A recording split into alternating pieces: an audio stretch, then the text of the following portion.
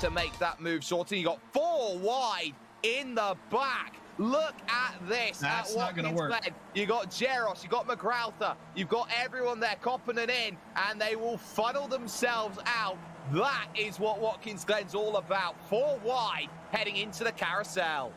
Styles seems to think so. He looks to the inside, coming down into Brooklands. He's got the apex, but he doesn't have the right-hander into Luffield. This is going to be tough to complete it. A nose starts to pull ahead, and does the Lamborghini have enough grunt beneath it? It's hard to say yet. Now through Woodcote, this carries on, DJ. It carries on, and they're going to go side by side into cops. Here they come, waiting to see who's going to make it work. It is the Porsche that's able to pull it out. A great move, but here comes the fight back. This isn't done yet for the Demon Tweaks car. They're going to try to go around the outside here of Maggots. And Jack Styles sends it in deep, and that is going to get him into third. Tries to set him up here down the straightaway into Tarzan. Look at the immediate defense, but now he's a little weavy there, and he's going to have to give him the outside way deep into the corner. Lotfula somehow makes it. He wasn't quite on the apex, but that's the pass done for the 22. It's looking very good. Simo's going to try to tuck up behind in the draft. He's going to have to really send it here down into the Firestone turn, and send it he does down to the inside. But that's going to be a little bit of a fight back there from Pablo, but Pablo has to give up the ghost. Nobody able to make the overtake until now, as Mickey goes wide, forces himself to have to cover off the inside once again. Andy Fox trying the long way around, which is going to switch back to the inside. First change of the lead in some time as they elbow each other out of the way. And Andy Fox is your new leader. It's going to be 2 positions down. Oh no, they tangle. Mats Anderson coming together. Another little hello from Mickey. He did not like that.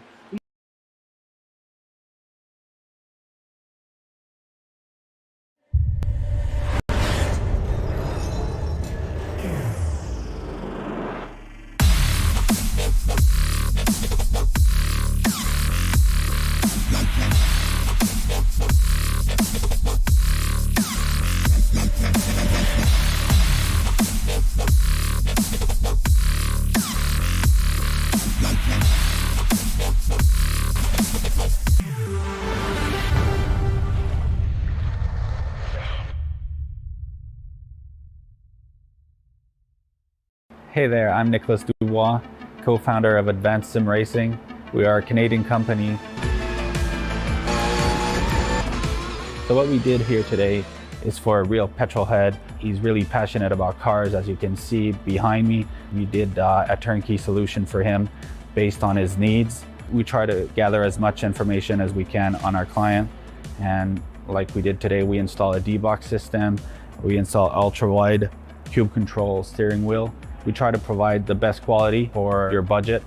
So let's say if you want a budget of 10 grand, we're gonna give you something that's the best for 10 grand. If you want 20 grand, then we always try to stay within your boundaries. We do try to make it as easy as possible. So the client, once we install everything, it's pretty much gonna be a turnkey. So he's gonna press start on his computer, and right after, we'll try to explain everything, how it goes, how it works, and then he's ready to go. Our aluminum is from USA, treated in Canada, cut in Canada.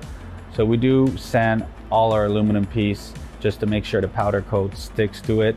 And that's one of the reasons why we use powder coat, is to make sure you have the best aluminum finish in the industry. And our quality is beyond what you can get with any other competitors right now. We are really, really passionate about all the gear, all the cockpits, all the sim hardware, and that's why we want to create something that's really going to reflect our passion into our product. Come visit us at advancedsimracing.com. You can always reach us if you have any questions. You can call us, you can text us, you can go on Facebook, like our page, ask us questions over there, and we'll make sure to answer every questions there is. We are very passionate about what we do, and we try to make it as easier for you to go into the sim racing world, because there's a lot of gear, there's a lot of options, but let us guide you through your process, and let's hope you'll be an Advanced Sim Racing customer.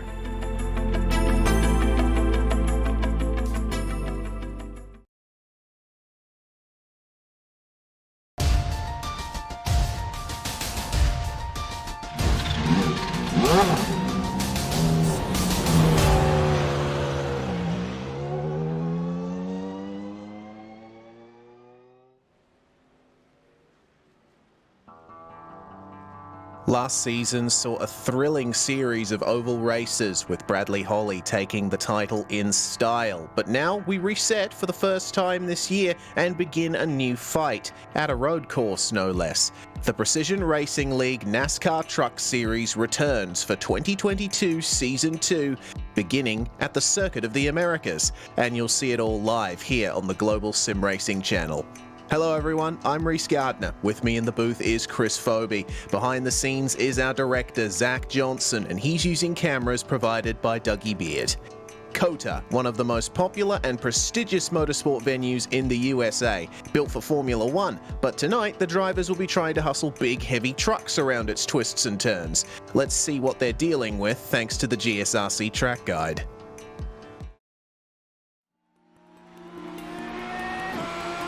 Welcome to Circuit of the Americas. The cliche of everything's bigger in Texas rings true for this track in the Lone Star State. Built specifically for Formula One, the number of corners, circuit length, safety features, and general track amenities immediately set this place apart from almost every racing course in the United States. Of the 3 layouts available, the most widely used is the Grand Prix circuit, which tops out at a whopping 20 turns along nearly 3.5 miles. Many of them have been modeled after well-known sections of European tracks such as Silverstone, Hockenheim, and Istanbul. But compared to those venues, this place still has lots of unique challenges. Turn 1 in particular features the largest elevation change from the lap and culminates in a blind and sharp hairpin. The penultimate corner is just as tough, with its off-camber apex and sudden drop forcing many to escape to the paved runoff on the outside. And though it was meant to lure F1, many other series have now raced here, ranging from IndyCar to WEC, IMSA, and even V8 supercars.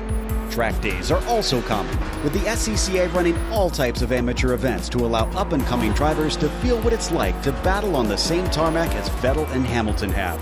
With this track, American race fans finally get to experience a purpose-built course made in the modern day. Texas went bigger and better, and in the process, raised the bar for their peers.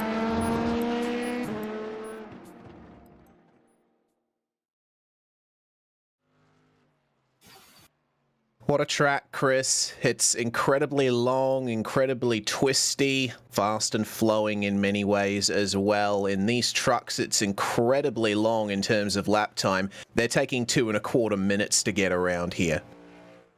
Yeah, this is a track that, based on design, you'd think was never meant for this kind of vehicle. 20 turns, almost 3.5 miles. This is a gigantic track by NASCAR standards. Look for some passing opportunities going up into turn 1 and a couple of the other hairpins around here. But what I'm most looking forward to is watching these big, heavy trucks get wrestled around this track. It's going to be a sight to behold just watching them turn laps.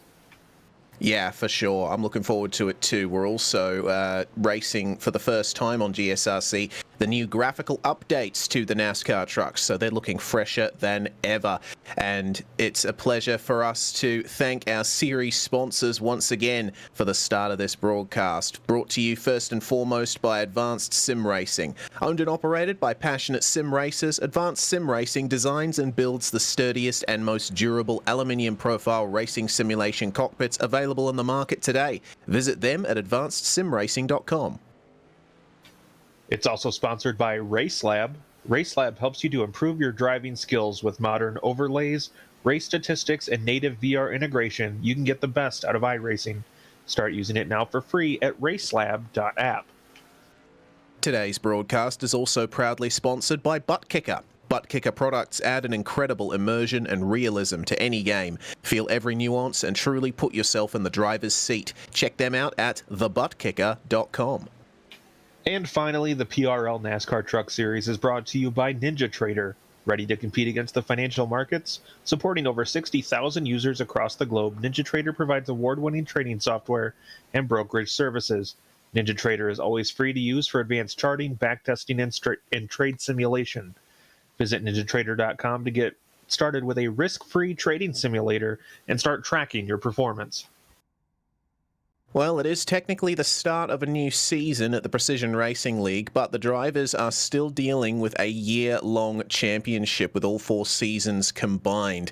Let's take a look at how it ended up last season and the starting point that the drivers will be on for the year-long championship. Bradley Holly taking it by 31 points over his teammates or stablemates, I should say, at Waterback, Danny Cevantes and Thomas Sink. They were equal on points at the end of it.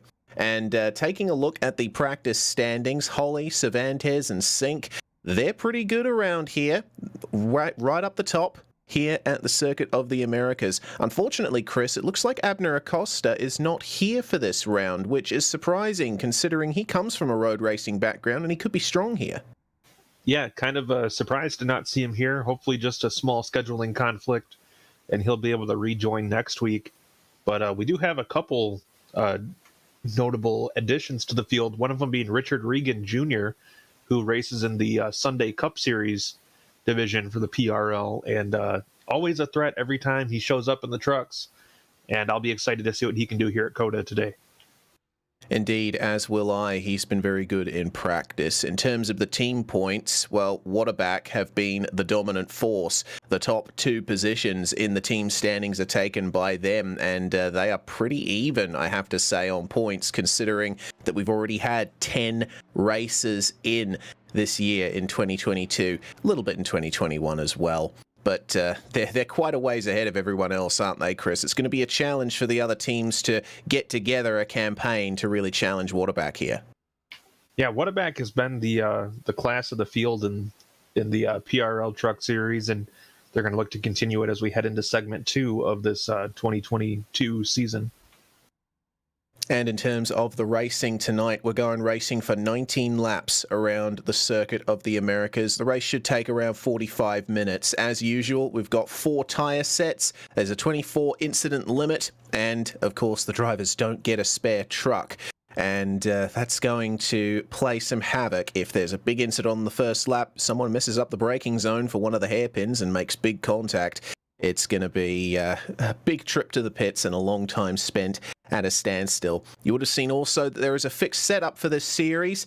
All the drivers are running the same setup, but if you're looking for some extra setups to help improve your racing, you can check out the Majors Garage, home of free Baseline Plus setups. Get help from any of the garage coaches 24/7. Sign up now for awesome, affordable monthly subscriptions, telemetry, coaching, and more at majorsgarage.com, or use our special discount code down there, Majors GSRC, for 10% off. We have a link in the description below that directly applies our special offer.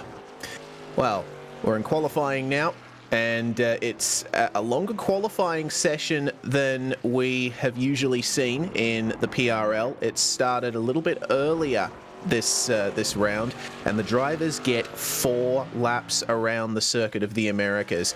I'll tell you what, I think that I think some drivers are going to struggle to get all 4 laps in, especially considering how long the lap time is here. I mean, 2.25 minutes, you put 4 of those together, that's 9 minutes. So you include an out lap in all of that, Bradley Holly might only get 2 times on the board. Yeah, counting the out lap, you'd definitely be lucky to get 4 laps in. I mean, even without the out lap, it'd be a struggle to get 4 laps in. So I guess these guys will have to make it work here, but yeah, definitely a longer qualifying session needed than the normal 5-minute land rush that we have. Yes, that is what happens when you move away from the traditional stomping grounds for these cars, the ovals, all kinds of configurations.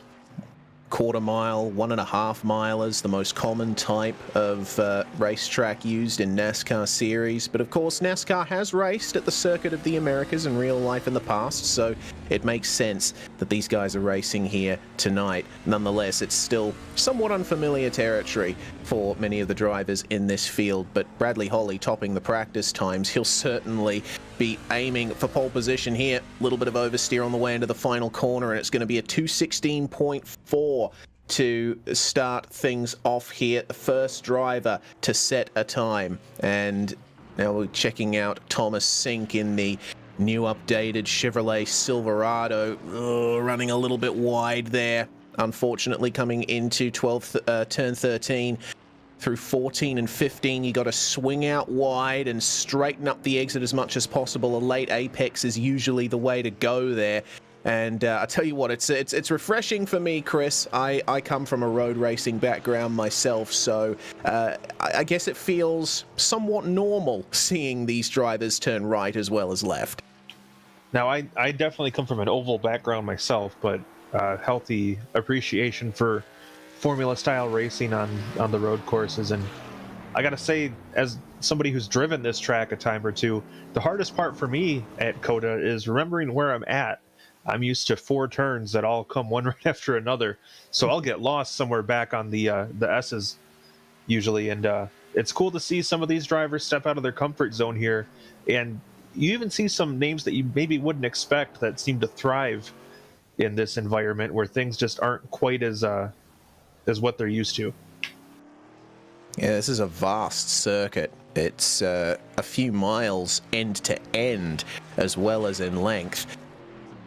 As we check out the drivers making their way through those S's that you mentioned, Chris, it's very difficult to stay online in these trucks through those S's, especially here at the double apex corner, right-hander.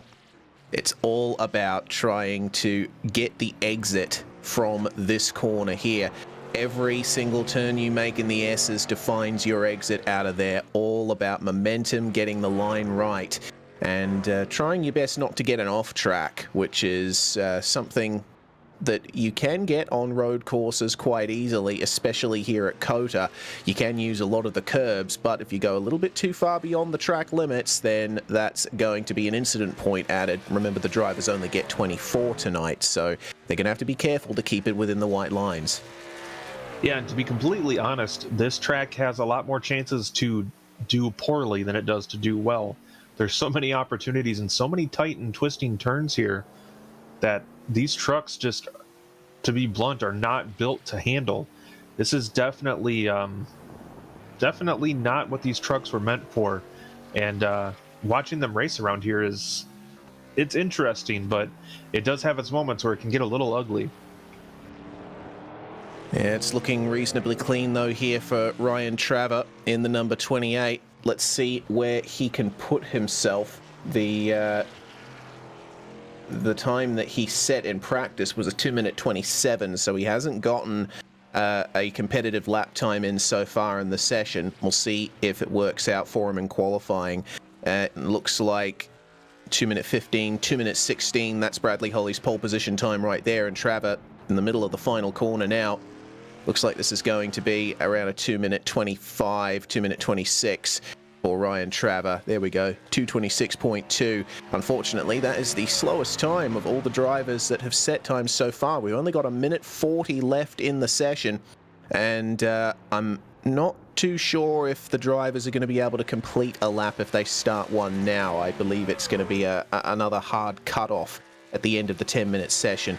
But Bradley Holly still on pole as Richard Regan crosses the line, and he goes to 3rd place.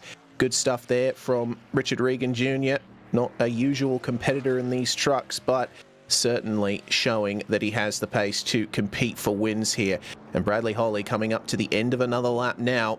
He's got plenty of time to get to the start-finish line here, and we'll see if he can improve on that 2:16.4. He doesn't need to improve by much, though, because have a look at how far he is ahead of Jeff Evans.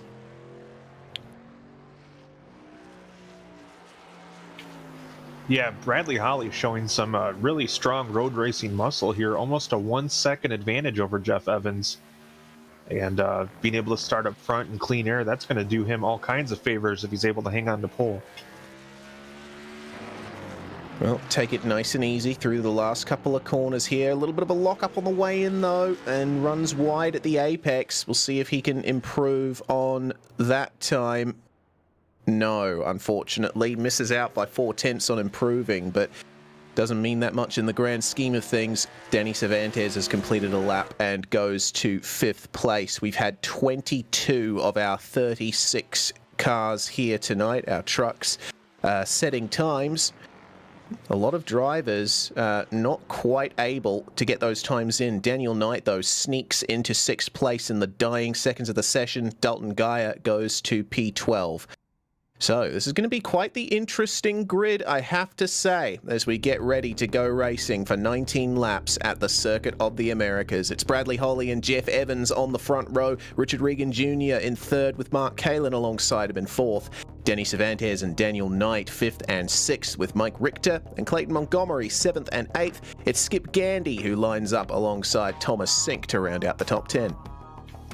And coming in just outside of the top 10 is going to be Nicholas Delp, followed by Dalton Geyer, Mike Witt and Adam Zemke in row number 7, followed by Charles Sumner and Austin Hunter in the 8th row.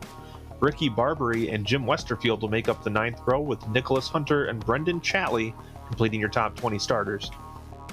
Eric Papineau in truck 37 lines up 21st alongside Zach Panzarella. The last two drivers to set times are Jose Medina and Ryan Traver. And then we go to the 99 of Nicholas Short, starting alongside John LaBaff on the 13th row. Ryan Goodall couldn't get a time in, neither could Adam Young, and it's possible that Adam might start and park, but he's been dealing with not feeling so good. We'll see if he can make the grid. Garrett Austin and Dustin Griffiths are 29th and 30th. And our last few starters here: Stacy Hunter, Doyle Lawrence, Adam Shane, Jao Guara, CM Pennington, and then Barry Leclerc are going to be starting shotgun on the field today. 18 rows of trucks lining up on the back straight here at the Circuit of the Americas. They're going to have to navigate the twisty stadium section that is inspired by the stadium section at the Hockenheim Ring. This track draws inspiration from many Formula One racetracks around the world. The S's inspired by the Maggots and Beckett's and Chapel Complex at Silverstone, and of course motorcycle racer Kevin Schwantz contributing to the design of this circuit and suggesting that twisty stadium section in the middle of the circuit. Pace car is pulling away, and it's a little bit different this time. Instead of the iRacing generic pace car on the ovals, we've got the Porsche 911 leading the field away. And this being a road race, it's unlikely that we're going to be seeing full course yellows. So that's something that the drivers won't have as a little bit of a buffer should they go a bit longer on their tire stints. Yeah, usually you see kind of a loosening of the caution rules when this division is on road courses like this, which kind of works out because, I mean, if you have a 3.5 minute lap there, it's going to be pretty painful to run half the race under caution. Yeah, that it will. You would definitely go time certain if there was even one safety car. So here's hoping that the drivers can keep it clean on the opening laps here. It is an all-Ford front row with Bradley Holly and Jeff Evans up there, and I gotta say they are looking pretty slick there, the new Ford F-150s. In fact, all of the trucks updated to 2022 standards. Awesome to see. We are finally into the modern age when it comes to the Precision Racing League and iRacing NASCAR Truck Series. In comes the pace car, and the field will fall under the control of Bradley Holly. And he goes a little bit early, it seems. No, he's waiting just a little bit longer here to take the green flag. They got to go down the front stretch a little bit before the green flag flies, the field forming up behind them. When does Bradley Holly decide to go? Green flag flies, and we are racing in the Precision Racing League NASCAR Truck Series for 2022 Season 2 on the way into Turn 1. It's going to be Bradley Holly who enters the corner first. Almost a move to the inside for Mike Richter, almost getting into the back of Danny Cevantes as it's an absolute traffic jam in the midfield at that very slow first corner. Yeah, turn 1 here, that uphill, basically hairpin turn. Saw it do its job there, getting the field all bunched up. But now as we roll through the S's here, you can see Bradley Holly already beginning to put a bit of a gap between himself and the rest of the field. Richard Regan's made his way past Jeff Evans and into second place, and it's a very strong drive from the number 56 so far. He's starting to chase down Bradley Holly, but the number 184, the reigning season champion, is starting to pull away from the rest of the field. He's certainly got his eye in for the win tonight. Cevantes in the background, meanwhile, having a little bit of a look at Jeff Evans. Let's see if he can nail the exit out of this hairpin onto the back stretch where slipstream comes into play once again. Usually you're getting slipstream all the way around a lap if you're racing on an oval, but here it's only on these straights that you can start to take advantage of the draft. They all get on the brakes nice and early here for turn 12.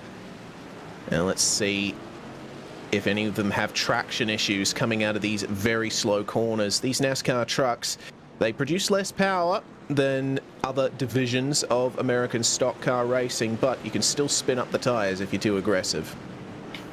Yeah, especially on a track like this where you get so slow into some of these corners.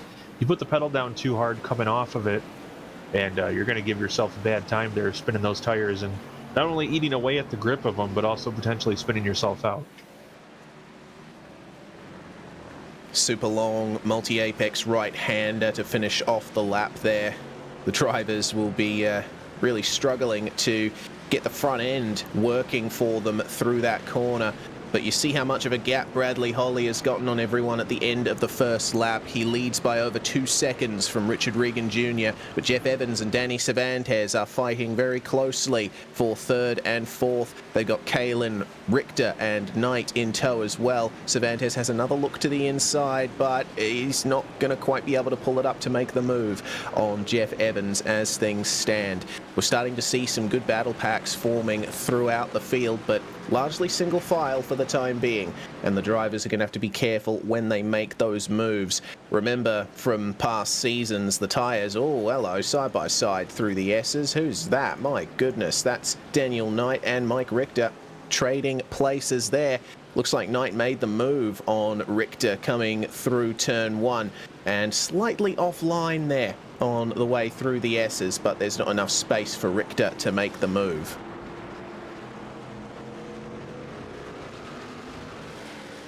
Meanwhile, Adam Zemke gets by Ricky Barbary, so does Charles Sumner. But oh, I've just seen Sumner clip the anti-cut curb coming out of the S's. That's allowed Barbary back by. That's something the drivers are going to have to watch out for. Those orange speed bumps at the apexes of a lot of these corners. They're not always there in real life, but in the sim they are a permanent fixture. And if you hit them the wrong way, you're going to lose all momentum. Yeah, that can really upset one of these trucks, and we saw Charles Sumner get into it there, and unfortunately that is going to cost him some time.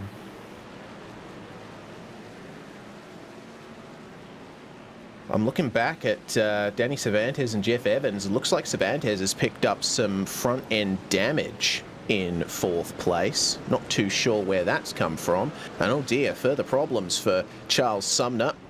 Going a little bit wide out of turn 12. He's going to have to defend the position here from Ryan Goodall, who was one of the drivers not setting a qualifying time. Oh, there we go. It looks like Brendan Chatley getting by Sumner. Goodall on the inside there, but Sumner is going to pick up the outside run. A little bit of a straighter run out of the corner means you can put the power down a bit more. And there is a move for third. Danny Cevantes has gotten by Jeff Evans at the final corner.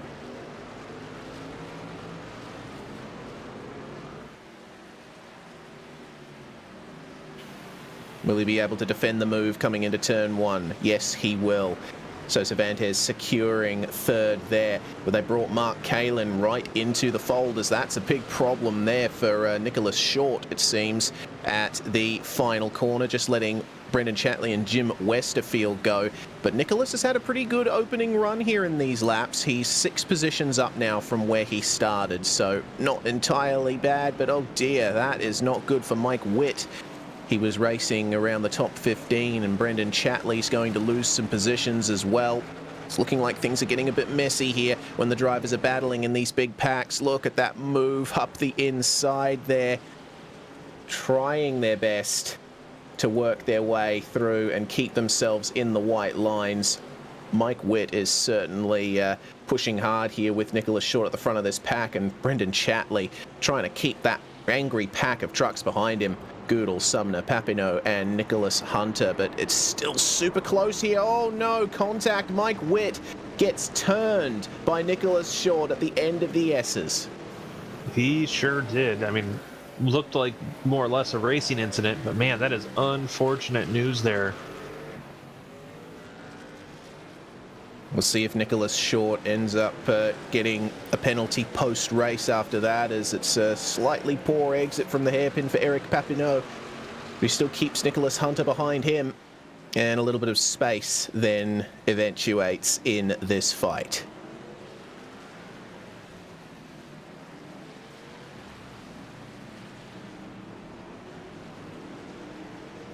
Not much in the way of big outbraking maneuvers in this part of the field. There's a bit too much space between the cars. I am seeing a change of position in the top 30 though. Adam Shane getting by Jose Medina at turn 12. And that's worked out all right. Nice outbraking maneuver from Adam Shane there, and he's going to protect that position coming into the stadium section. Outbraking is going to be the main way to pass here at COTA. But you're going to have to be careful to look after your tyres. We should mention also that we have driver cameras here in the Precision Racing League NASCAR Truck Series. We've got 5 of them at the moment. Austin Hunter is one of them. We've also got Adam Young, Charles Sumner, Mark Kalin, and Bradley Holly, who we might check in with at some point throughout the race. Get your eye in on how they cope with this in the real world, in meat space, as it were. That's like the opposite of cyberspace, right? Yes, it's apparently an old term from the 90s.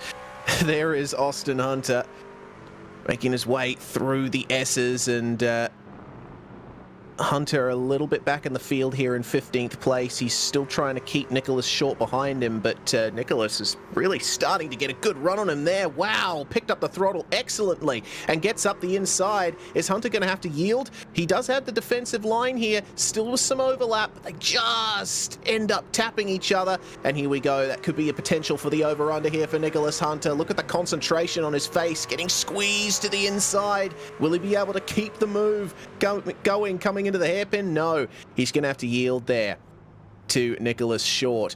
Good stuff there from Nicholas and from Austin. They both kept it nice and clean there.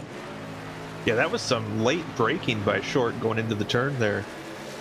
Looked like Austin was running kind of a shallower line, so may have had to ease on the brake a little bit earlier. But man, Short really centered that time. That he did. And I guess they can afford to battle a little, because they've got quite the gap back to Chatley and Goodall, who are battling themselves. Chatley, you can't miss him with that giant number 59 on the side of his white truck. Ryan Goodall, one of those drivers who's really gotten some potential going on the ovals, as that's slightly off track there for Chatley. Bit of understeer coming into the stadium section. He's going to have to go defensive here. Can Goodall pick up a late apex and get the power down nicely to make the move? He's still going straight. He has a look up the inside. Oh dear, has to give a little space, does Brendan Chatley, but stays ahead. But for how long? Still going to have to give Goodall some room on the inside. There we go. Move not done. So for at least another lap, Brendan Chatley is going to keep that position. But we'll have to wait and see if Goodall turns up the aggression.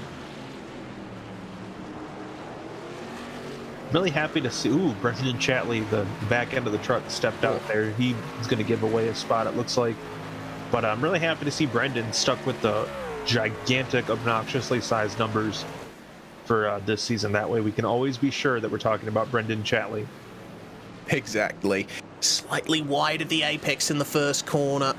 And when you go over that crest on the exit, it's very easy to spin up the tyres. Looks like he's managed to avoid that, though, and he stays ahead. We ride on board with Charles Sumner, who is right behind these two, looking to try and nail his line through the S's. Some nice clean apexes happening there for Charles Sumner in the Tropicana machine. He's starting to gain on them a little bit here. It seems Sumner is pretty strong in the S's. Look at that. They're getting closer and closer, corner by corner. Oh, wow. Excellent run there. Sumner compromising the entry to really nail the exit, and now he is well and truly in this battle on lap 5 of 19. Slight look to the inside there for Ryan Goodall, as there's more racing further back in the pack. It looks like this... Oh dear. Oh dear, that's problems for one of our trucks. Smoking engine for Garrett Austin down in 26th place. He's got Panzarella, Witt and Young in front of him who are battling quite closely, but something has gone very wrong there for Garrett Austin. It looks like he might have to pull over to the side of the circuit, let everyone go, at least go back to the pits. There's Sumner. Goodness me. Past the trucks that are battling there. Looks like Ryan Goodall actually losing a couple of positions out of that. Eric Papineau has gotten past him as well. What on earth is going on the backstretch? Well, you know, Charles Sumner, one of the drivers that's taken to doing some of the other PRL divisions where he does some of the sports car style racing. And he's said before in conversations with him that this has helped his road racing in the NASCAR trucks tremendously. And it looks like it is working out here. He's making some moves and climbing his way back up through the field. Good stuff from the number 98, and I've got to say, the Tropicana livery looking very nice on the updated Chevy Silverado. But not as good news for the number 14 of Ryan Goodall. He has lost a position and lost touch with Brendan Chatley thanks to that battling. We'll see if Eric Papineau just behind them can make a move, especially if Goodall goes for the move here at turn 1. Break a little bit later than Sumner, get up the inside. The track widens on the way in, but unfortunately, it's not going to be quite enough for the number 14 to get by.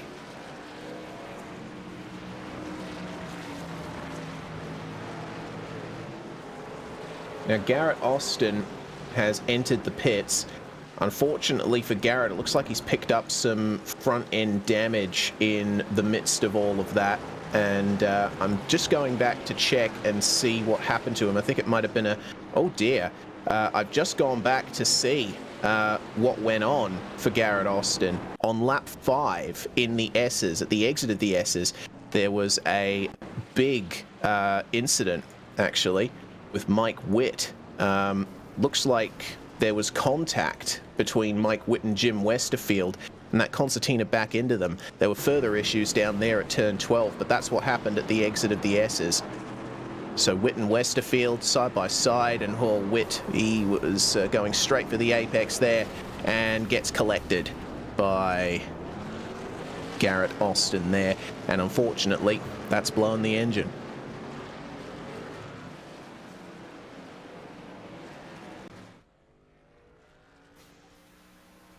Yeah, well, he's going to be in the pits for quite some time. Yeah, I was going to say, it's going to be a pretty lengthy repair to get that engine done, so it may end up being him calling it a night here soon.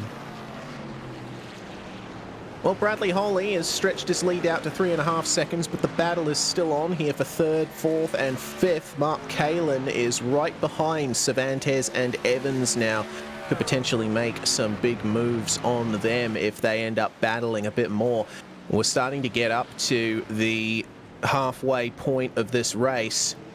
I would expect that there will be a pit stop required with how short the tyre life usually is on these trucks. There's less load going through the tyres than on an oval here at a road course, but all of that braking, accelerating and turning in both directions will take a little bit out of the tread of the rubber, and it could be very easy to overheat these things, especially if you spin them up on the exit of the hairpins.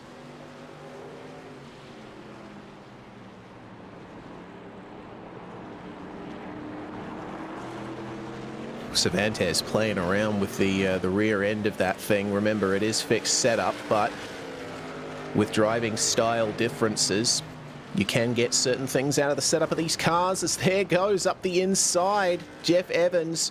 Cevantes has to stay wide to give him room, and Evans, unfortunately, not able to get the power down to complete the move. Cevantes maintains the position, but it could be another outbraking move for the number 27. Remember, these two guys are driving for the Greater Waterback team. They'll want to be careful not to take each other out. Looks like Cevantes a little bit braver on the brakes this time around, and he still manages to hook up the apex of turn 12. There's some good battling going on between these two, but it is allowing Richard Regan and Bradley Holly to get away. Yeah, I gotta say, these two have probably been the best battle on the track for most of this race. As we ride along here with Mark Kalin, who's got basically a front row seat to this. And if this battling keeps up, Mark may be able to poke his nose into this one as well. Good onboard view here of the multi-apex right-hander inspired by Turn 8 at Istanbul Park. Very important to get a consistent line through there and not lose too much time. Lunging forward a little bit more is Mark Kalin.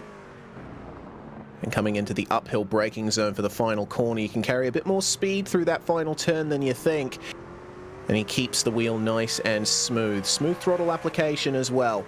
But it seems that Evans and Cevantes have gotten a slightly better exit that time around. We got battle packs all throughout the field here. It isn't just the battle for third place here. Cevantes still holding on to it. It actually looks like a fourth truck has come into play as well. Daniel Knight there in the black truck behind these guys. Ooh, slight technical issues there for Daniel Knight. He'll be hoping that those abate pretty soon. But this is turning into a nice four-way battle, and if these guys are going to make a pit stop when it eventually comes around, a big difference could be made in this battle.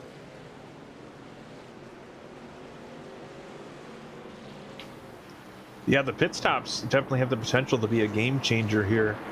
Of course, right now it's looking pretty well in hand for Bradley Holly with a pretty sizable lead here, but that definitely could change at any moment. Certainly could, but Bradley Holly, historically a driver that rarely makes mistakes, so we'll see if he can hold on to it. Have a look at him. He's all alone on track at the moment. Richard Regan is nearly 6 seconds behind him. That's the visual gap there. Regan in the distance. He's pretty much a speck in Bradley Holly's rearview mirrors. This has been a great drive, and it's going to be a good way to start off 2022 Season 2 for Bradley Holly. That is, if he can hold on to this.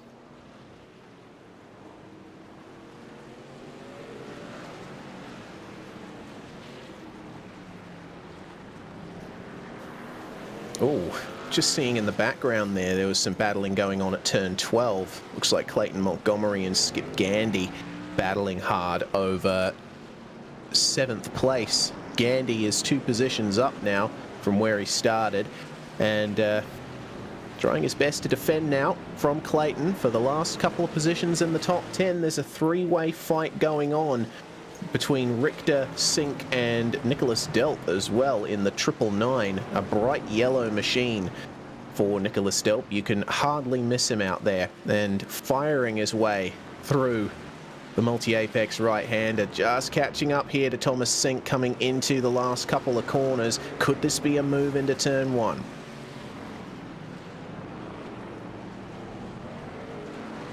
You know, Sink runs half a truck width wide, and the rear end gets away from him on the exit. So that is going to give an opportunity here to Nicholas Delp. But Sink getting the power down a little bit better.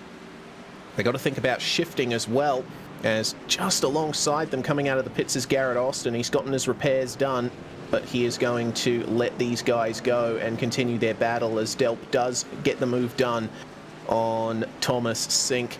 Now up into the top 10. Nicely done. It's got to be like a world record engine change. Yeah. Especially when it comes to NASCAR trucks. Maybe the damage wasn't as intense as we initially expected. Still, it's good to see that Garrett Austin has made it back out onto the track. He should be able to get a classified finish from here and at least a few championship points. We have our first few regular pitters now on the road. No, actually, it is for damage for Adam Young and Nicholas Hunter. Something has gone on between those two. Hunter is down 6 positions. So, some difficulties here in the midfield. Yeah, about half a lap ago, those two ended up getting into it. We may have a replay here. Oh, dear. Yeah, there you go. Oh, no. Oh. Getting collected by the number 21 of Adam Young was Nicholas Hunter after a slightly botched move from, I think it was the 28 of Ryan Traver. Not too sure on that. Either way, the fighting continues.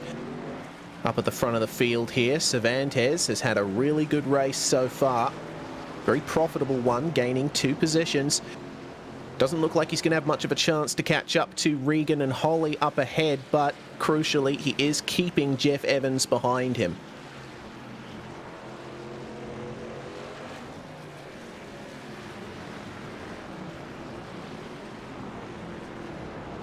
Oh, and looking a bit further behind, I just noticed Charles Sumner. He unfortunately got some wheel spin on the exit of turn 12, and now he's trying to get back by Eric Papineau, who made the move on him as a result. But I think Sumner's going to have to bide his time and wait for another opportunity around this lap to make the move back.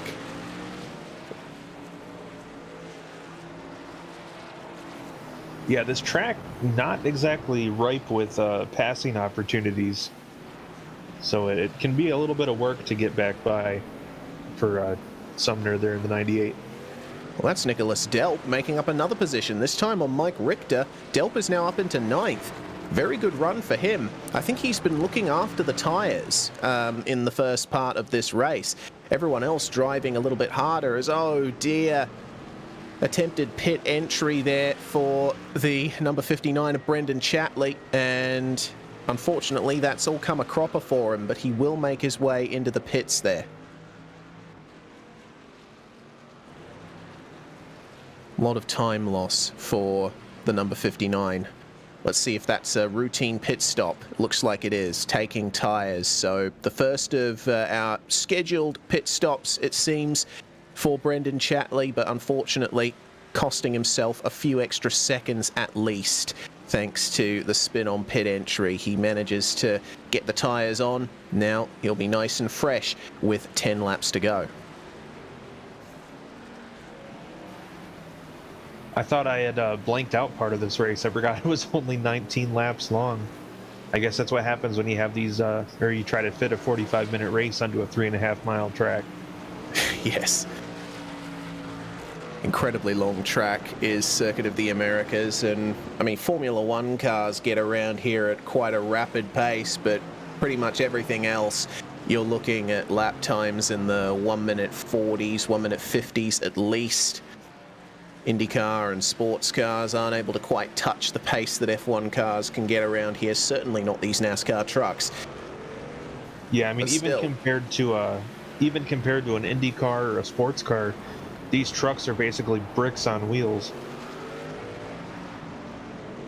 yes, bricks on wheels with tyres that are quite hard, effectively made of concrete, and they end up wearing quite quickly as well.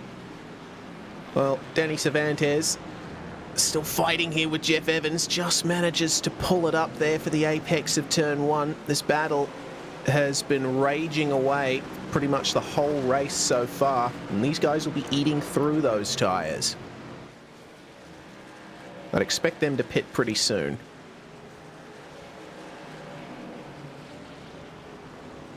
A little bit of lap traffic as well for Cevantes. That's Barry Leclerc down in 32nd place. Manages to let them all go nice and cleanly, gives them a good amount of space. Looks like we've got Mike Richter and Austin Hunter in the pits now themselves. Richter's just completed his stop, 15.7 seconds. It's the longest we've seen of the regular scheduled pit stops so far. They usually run 14.5 to 15 seconds. Oh, goodness me. Fighting still continuing there between Cevantes, Evans and Kalin. Could there be a move for one of these guys coming down to the braking zone for turn 12? Looks like there might be a bit too much space between them. You have to be pretty much right on the back of the car in front in these trucks anyway, if you want to try and make an out-braking move at these hairpins.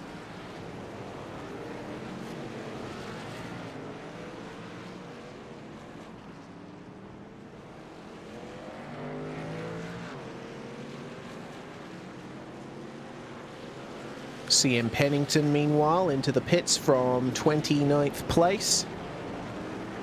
Pennington we usually see up in the upper midfield to the top 10 on ovals, but not having quite the same luck here on the road courses. He does complete the stop though, 15 seconds dead. That's a nice pit stop there from the number 44.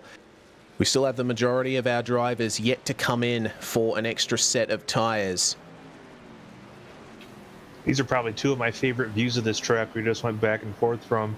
Looking down from the top of the hill in turn 1, and then of course looking up at the hill from the front straightaway.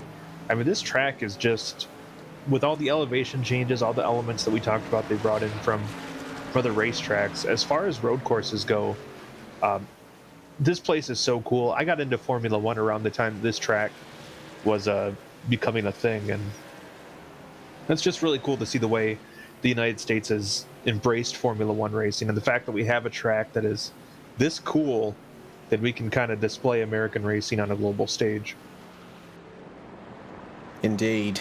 Circuit of the Americas was quite a popular addition to the calendar, I have to say, and I've really enjoyed watching racing there. Well, it's been pretty good news for Americans who are Formula One fans as of recent. Not only are you guys getting another race in Miami, but there's also talk of adding a third race in Las Vegas to the schedule next year. So you're going to be all F1'd out in the coming years. So let's see what these guys can do in the final laps of this race. Only 8 laps to go now. I say only, that's almost half the race distance. But these guys are going long here on the initial stint on these tyres. Haven't seen much in the way of drivers attempting an undercut so far, which is certainly an opportunity on road courses. I mean, if you're Bradley Holly at this point, I think you could coast for a couple of laps and still be doing all right. Yeah, you might not have to pit at all if you're Bradley Holly. The lead is so immense. It's now over 10 seconds, at least on my timing, just falling under 10 seconds on the lap timing. Up into turn 1 then for the number 51 of Mike Richter, still fighting with Ryan Goodall for 14th place. They've got a bit of a gap back to the battle between Ricky Barbary and Eric Papineau. They're about 5 seconds behind them at this stage, so if they want to keep fighting, they can. But I think now, at the end of the effective tyre life, oh dear, Ryan Goodall, he went very wide in the hairpin there, maybe just slightly overshooting the braking zone. That's given a good opportunity to Mike Richter. He has a little bit of extra room to work with should he decide to take his pit stop in the next couple of laps.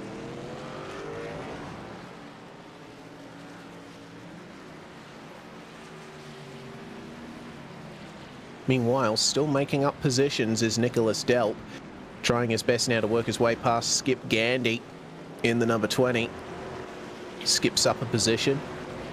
That might Delp be my favorite name with some of the new drivers that have joined the series this season. Skip Gandy. It's just fun to say.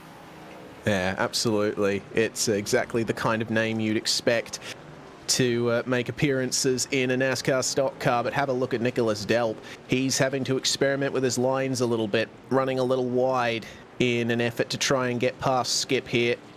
But Mr. Gandy, it seems, doing well to keep Delp behind him. See what the exit's like then from the S's. Delp has been very strong in the middle phase of this race, presumably looking after his tyres very well compared to most of the other drivers around him. It's going to be all about the exit from this hairpin. You want to try and swing it out wide on entry, straighten up the exit. COTA has a couple of turns like that where the track really widens out, and it looks like there's a move for 4th. Mark Kalin getting by Jeff Evans at turn 12, and that's given a good gap to Denny Cevantes. Evans is going to fight it though, coming into turn 13. Oh, big oversteer moment for the number 27. They're going to maintain side by side. Evans is going to have to yield, I think, coming into this corner, and that will translate into a bit of a straighter run out, but doesn't look like he's been able to pick up the throttle in time to try and get the move back. It was a good pass there from Mark Kalin. Yeah, I figured Kalin was going to make a move sooner than later. He was itching to get up into the mix there. But now you have Evans. Looks like he's fighting back now, trying to get back by Kalin. Let's see what the exit's like from the final corner. Seems that Kalin a little bit more aggressive on the throttle and still smooth, which translates into a good exit. Doesn't look like Evans is going to have much of a chance here unless the pit stop comes around and they decide to perform the undercut. I'm noticing Eric Papineau falling down the order a bit, back down to 19th. I'm not too sure what's gone on there. The battle between Barbary, Sumner, and Westerfield is now ahead of him. So I think it might have been a spin or a lock-up somewhere, but the battle is continuing up ahead of them. Have a look at Barbary getting up the inside here of Sumner, coming into the right-hander. Got to be careful of understeer here, especially on the worn tyres. The outside line seems to be the place to be. Sumner hooking it up very nicely, keeping him behind.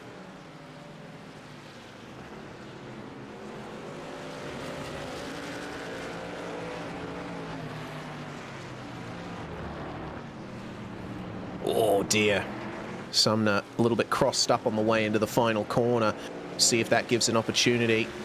Actually, it looks like Barbary had a bit of a worse time in the final corner, opening himself up to an attack from Jim Westerfield.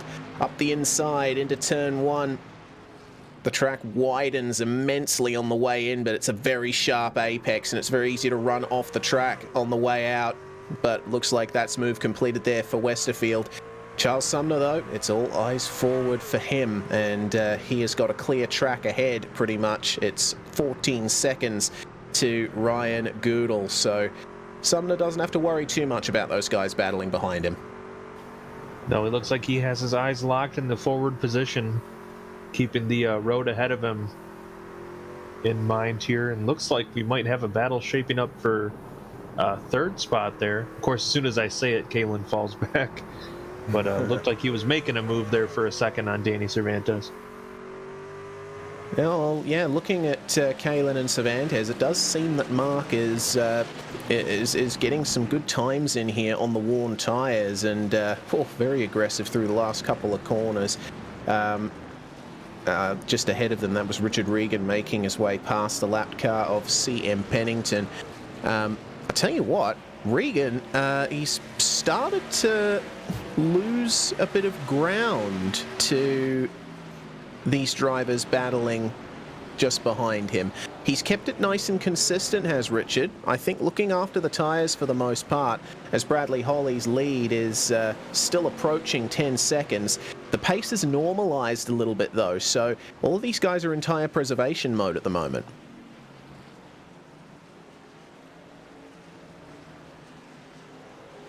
Getting news of a black flag for the number 54 of Ricky Barbary. And looking at the entries tab in Sim, he does indeed have a black flag. I'm not too sure why. Perhaps he has gone over the incident limit and earned himself a drive-through penalty.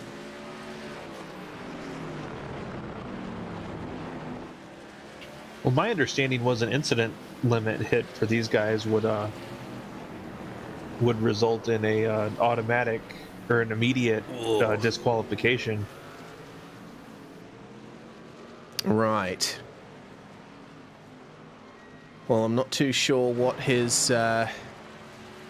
deal is, what's going on for him. He has picked up a little bit of damage to the front left as Ricky Barbary. We'll see if he pops into the box. We'll see if it's a stop and hold, but as he tours his way through the pit lane, it looks like it is indeed a drive-through. And oh, actually, no. I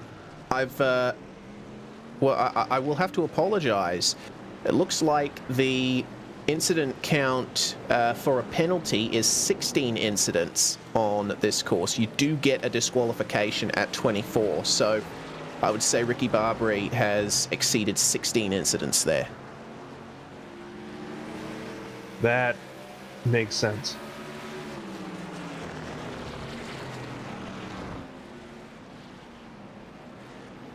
Oh dear, that is deep at the hairpin there. Charles Sumner fighting with Austin Hunter and Jim Westerfield behind him. Hunter very aggressive on the way in, and it looks like Sumner hasn't quite been able to pick up the throttle and work his way back past. Let's see how aggressive he is at the hairpin. Westerfield will be enjoying this, seeing these two battle ahead. It's going to gain him time for sure.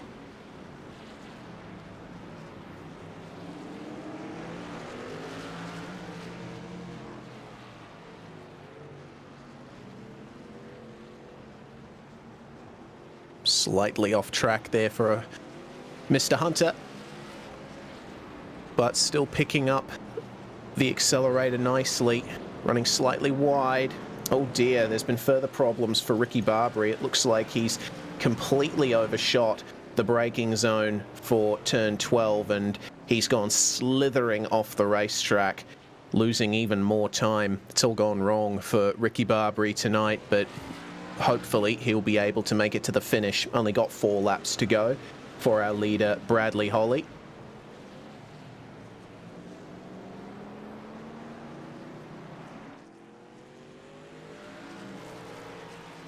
Meanwhile, it looks like the battle for third has calmed down a bit here, with Danny Cevantes still up ahead of Mark Kalin. Kalin, it seems, has not quite been able to harass the back of Cevantes like he used to. And in terms of the pace, it still looks like Richard Regan is a little faster than all of these guys.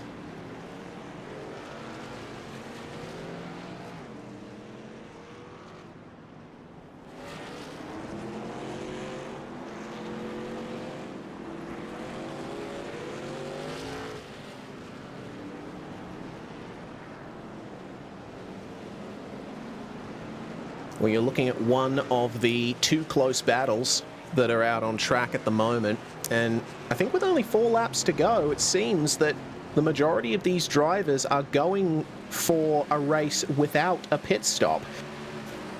And I gotta say, the tyres will probably be crying out for some mercy at the end of it here.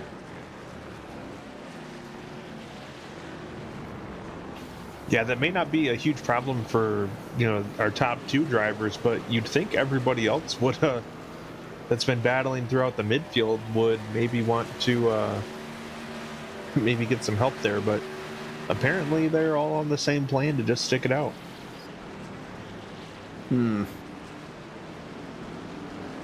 Well, I think as the race approaches its end even more, number 57, that's Adam Zemke, trying to work his way past the lap traffic there. The 911 of John LaBath. Oh dear, that's a big mistake there for John.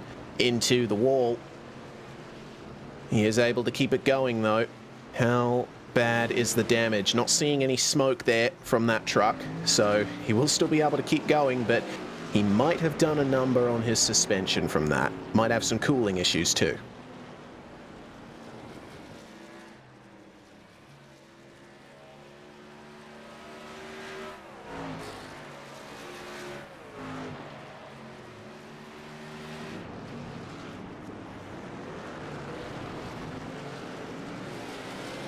Oh, and I've just seen there's been a mistake from Charles Sumner at the final corner, and Jim Westerfield has gotten by him. That's a move there for what is 17th place on track at the moment, and it just looks to me like Sumner might have locked up or not blipped the throttle enough on the downshift. You do have to worry about shifting all the way around a road course, not so much on ovals.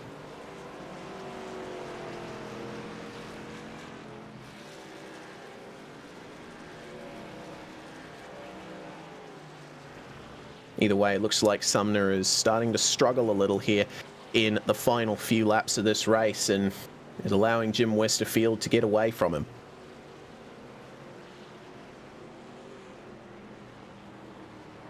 Well, that's a tough break for the 98 there. He's ran a pretty good race, but unfortunately making a mistake this late in the run can definitely be costly. It could be on for second, though. Oh, have a look at that. Mike Witt and Stacey Hunter, I think we're looking at battling down there. But I'm looking at this battle for second here. Seems that Richard Regan has lost some more time to Danny Cevantes, and Cevantes could make it a Waterback squad 1-2. We'll have to wait and see. But Regan's done a good job to hold on to second so far. I'm just checking back to see if there were any mistakes made. Actually, looks like maybe at turn 12 he had to compromise his line a little to get by the lapped car of Jose Medina. Either way, Danny Cevantes is starting to reel him in.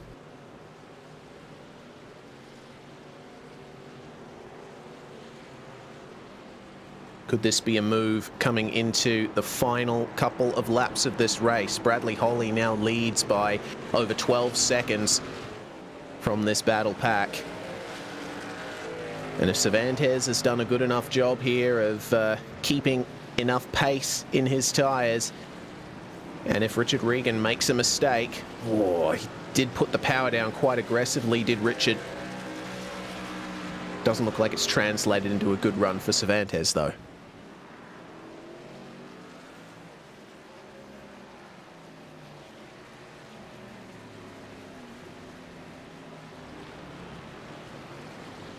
Have a look at how much ground Cevantes makes up. Goodness me. A little bit later on the brakes, coming into turn 12. Yeah, for Seems someone... he's very confident. Yeah, for Cervantes, who's been in battles a lot more of the race than Regan has, it's almost like Cervantes has something saved for this. We'll see what Danny can do versus the number 56. Oh, a little bit of oversteer, I think, on the way in there. The number 25 got a little bit crossed up. But the position is within his sight, and he'll try everything he can on this final lap of the race, which our leader, Bradley Holly, has just started. And I think it really goes to show how much of a pace drop-off there is here. Bradley Holly's last lap was a 2-minute 22.8. His fastest lap of the race is over 5 seconds quicker than that.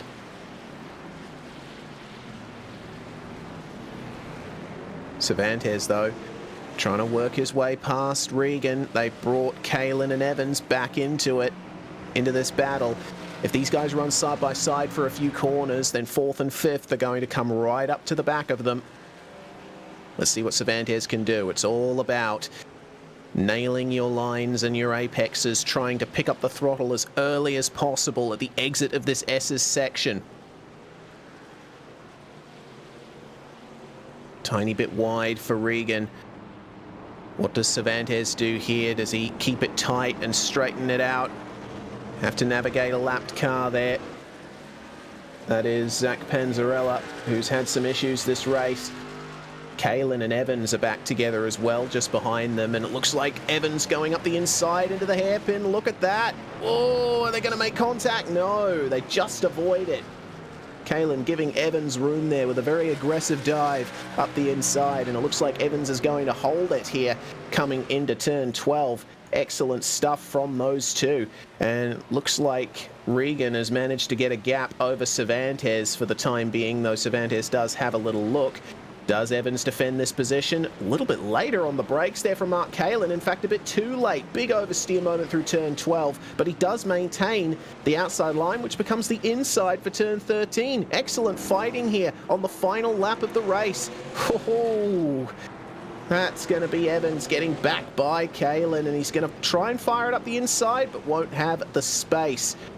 Oh, it's all coming alive here at the very end of the Precision Racing League NASCAR Truck Series 2022 Season 2 Round 1, but it is going to go to Bradley Holly. An absolutely dominant performance from the 184. He is going to cross the line in first, almost 13 seconds ahead of his nearest rival. A brilliant performance there from Bradley Holly, and it's a late dive for Danny Cevantes at the final corner, trying to get by Richard Regan, but they trade positions. That was a little too optimistic, I think, for Danny, and Regan is going to take second place from that.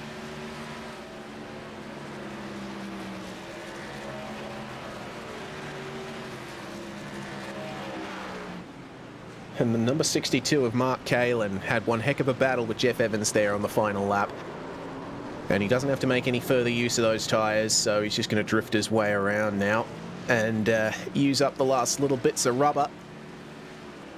Great fighting, though, in the final laps here as the drivers had to sort out their positions. Yeah, I was going to say there, at this point, I don't know, maybe that's all the grip he has left after running that whole race distance. Yeah, we had something to the effect of 10 drivers out of our 36 decide to go for pit stops in this race. Unfortunately, it doesn't look like that was the way to go in terms of the strategy. Bradley Holly going the whole distance without making a pit stop, and he will start his 2022 Season 2 as perfectly as he possibly can. He'll begin those celebrations soon enough, but we're going to step aside very briefly here on the Global Sim Racing channel. When we come back, we are going to go through our unofficial race results and interviews with our top 3.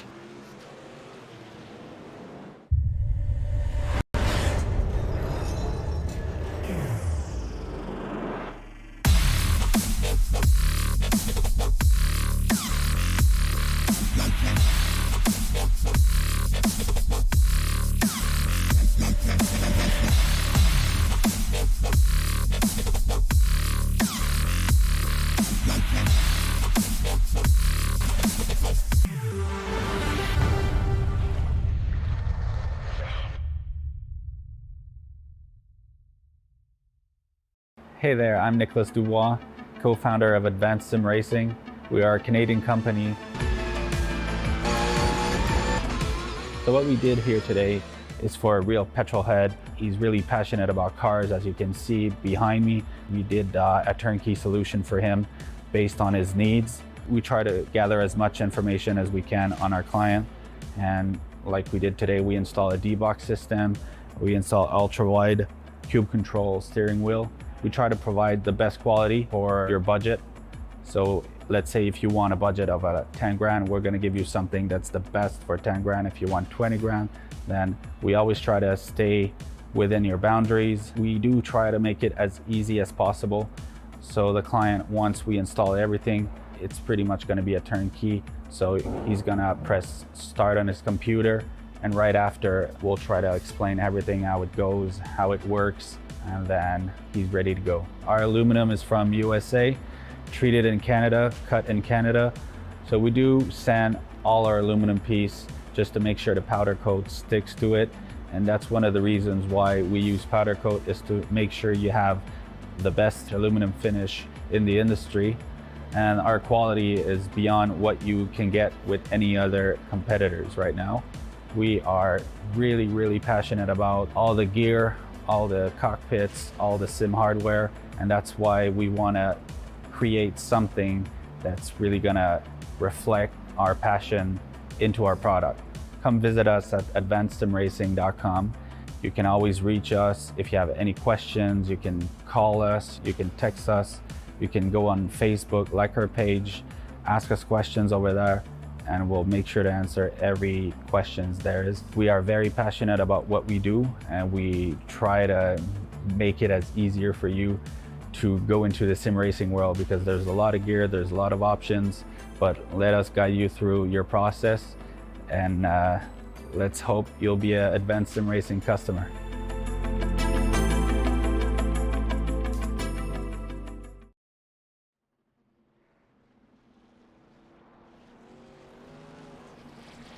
Well, an interesting race to be sure, going road course racing at the Circuit of the Americas for Round 1 of 2022 Season 2 in the Precision Racing League NASCAR Truck Series.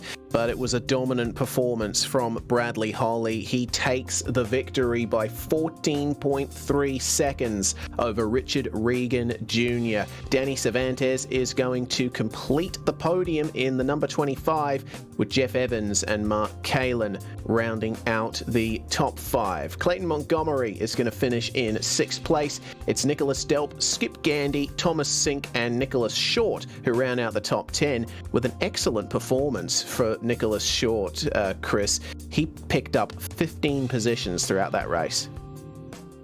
Yeah, what a climb that was. This track is not necessarily the easiest to pass on, and that was just a tremendous cut through the field. Absolutely it was. Unfortunately, there were some positions lost for the likes of Daniel Knight and Mike Richter. 6th and 7th, they end up 11th and 12th with a couple of spins. There's your top 10 and all of the gaps thereof. And in 13th place, Adam Zemke over a minute behind, with Dalton Geyer, Ryan Goodall, Austin Hunter, Jim Westerfield, Charles Sumner, Eric Papineau, and Brendan Chatley rounding out your top 20. In 21st, it was Ricky Barbary in the number 54. He showed some good pace early on, but unfortunately, there was not the smoothest run for him over the course of this race. Same could be said for Ryan Traver, Adam Shane, and Adam Young, the last cars to finish on the lead lap. Stacey Hunter, Mike Witt, Zach Panzarella, Nicholas Hunter, Jose Medina, and CM Pennington all classified a lap down. The same is true for John LaBath, who was classified in 31st place. And unfortunately, Garrett Austin suffering some damage early on in the race, losing 3 laps thanks to a trip to the pits for repairs. Barry Leclerc, the same thing for him. We saw him have a couple of spins on the way through. Unfortunately, Hueo Guerra did not even make it 4 laps in. Dustin Griffiths and Doyle Lawrence did not take the start. So, now we move through to our interviews with our top 3, and no surprise to hear that the first driver we're going to talk to is Bradley Holly. Well, the momentum is continuing for you, Brad, winning the 2020.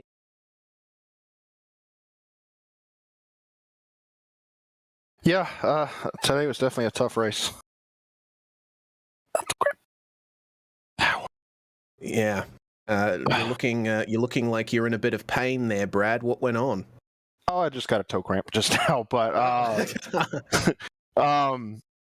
yeah, today was definitely, all about managing your tires, keeping from locking up, getting the fronts and wheel hopping the rears towards the end of that race. It became increasingly difficult to keep the rear end from hopping and just trying to keep the truck straight. Yeah, very difficult to do here at the Circuit of the Americas. There's plenty of turns to navigate around here, and it's also a Formula One circuit, so it has a very smooth surface, which can translate to pretty low grip in cars that already have not much mechanical grip to spare. Yeah, I mean, if there were bumps on this track, we would definitely be struggling even more with grip. It's a tough track, but honestly, it's a lot of fun. Yeah, you looked like you were having fun out there for sure. Well, certainly this is a little bit of an outlier in terms of the tracks we visit. We go back to ovals for the next round, and we're racing at Richmond. What are your thoughts on that place? You think you're going to do well there? Yeah, I'd like to think so. It's been a little bit since we've been to Richmond, and I look forward to racing there and seeing how the race plays out. Well, top step at the podium for you, and the championship lead retained in the year-long standings. Who do you have to thank for it? I have to thank the Waterback guys first off. We do everything we can to try to figure out how we need to drive the trucks and be up front. I'd like to thank you guys for broadcasting us week in and week out. You always put on a great show. And everybody in the PRL and all the organizers and managers, we all try very hard to make everything as even and fun as possible for all drivers, and I look forward to continuing doing that with everybody. Well, thanks very much for joining us, Bradley Holly there. Fantastic performance from the 184. True dominance shown here at the Circuit of the Americas. Next up, we have the P2 finisher, Richard Regan Jr., stood by with Chris Phoebe. Well, Richard, great to see you back in the series after not seeing you there for a while. It was kind of a quiet race for you there until the last lap or so. Tell us about that little battle with Danny there at the end.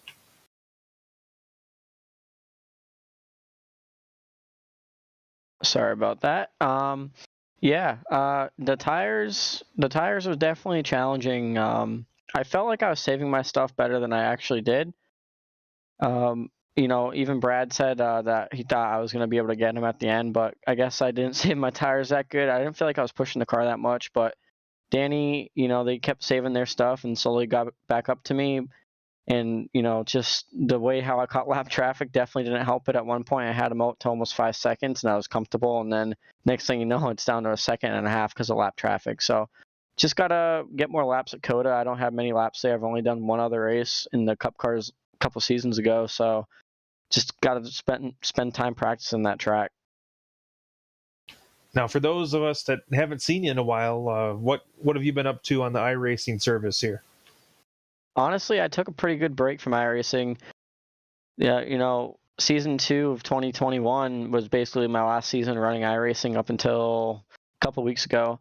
I got back into it, started running Road to Pro and stuff, so I've been focusing a lot of time on Road to Pro, where we are 52 points off the cut line for Road to Pro right now, 3 races in, so we're hoping to keep all momentum up over there. I got the win last week out of Atlanta. And I figured I might as well start doing PRL again, keep me on my toes, and gives me something to do during the week. All right, Richard, anybody you'd like to thank that helped make this race possible for you today?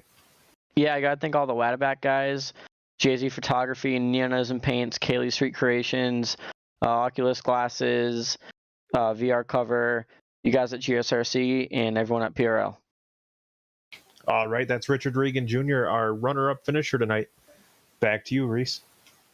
Indeed, last driver we're going to have a chat to here is Danny Cevantes in the number 25. Well, Danny, you're back in slightly more familiar territory here on the road courses. Qualified 5th, made your way up to 3rd, and it was quite the battle, especially coming up towards the end.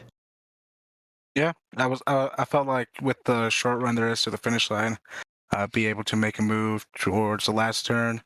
But yeah, it was a tough battle with Jeff and Mark. After I made the mistake in turn 1 about lap 4 or 5, couldn't shake them off. Plus I had a couple of wheel issues where my force feedback give out, so thanks Fanatec for that. But yeah, it's been a hard fought battle. Glad I got 3rd. And yeah.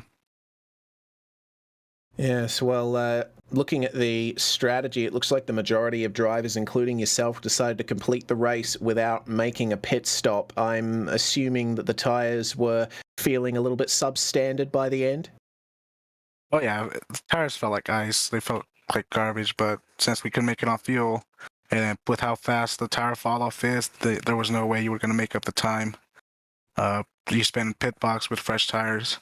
So I ran out of fuel on the backstretch come after the flag, so we couldn't get the top 5 photo. But that's how close we were on fuel.